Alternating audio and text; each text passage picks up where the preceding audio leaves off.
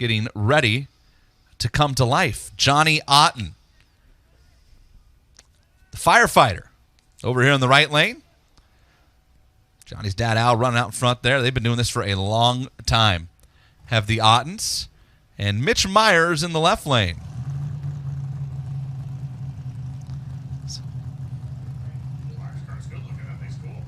Yeah, Mitch Myers, that's a new design on that car they rolled out towards the end of last year.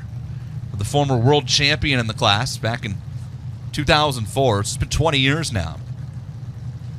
I think we're seeing it in all categories. Everybody is pushing each other to raise their game in the designs of race cars and things that maybe were out of the ordinary, breaking up the lines of a dragster like we see on this machine on the left-hand side is now much more acceptable and commonplace. And you'll see them as some of the Camping World Series cars begin to roll out.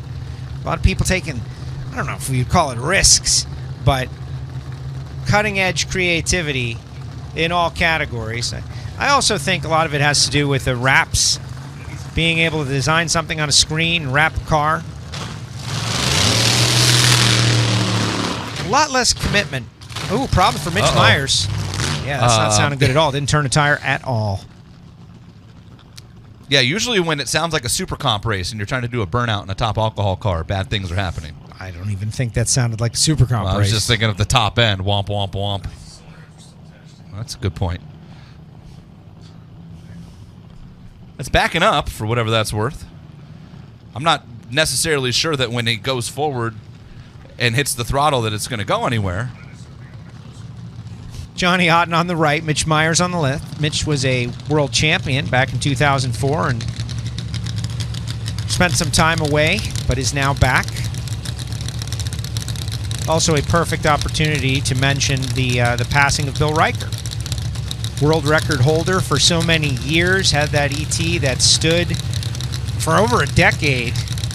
Finally, it was Megan Meyer who bested it at the U.S. Nationals a couple of years ago, but we in the dark of night. It was an amazing run. Shocked the world. That was a genuine shock the world moment because that Bill Riker record had stood for so long. Just want to shout out to Bill because he's one of the icons of the sport. We lost him last week while we were all in Arizona.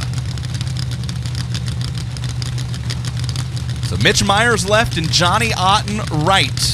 Johnny Ahten, who picked up his first national event win at this race, the World Finals 2013.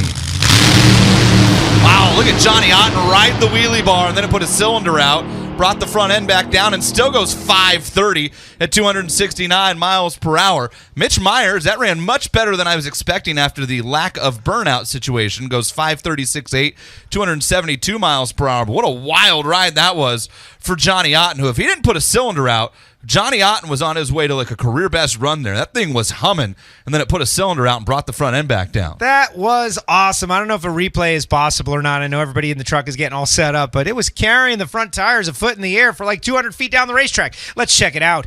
On the left-hand side of your screen, wheels up, wheels up, wheels up, wheels down.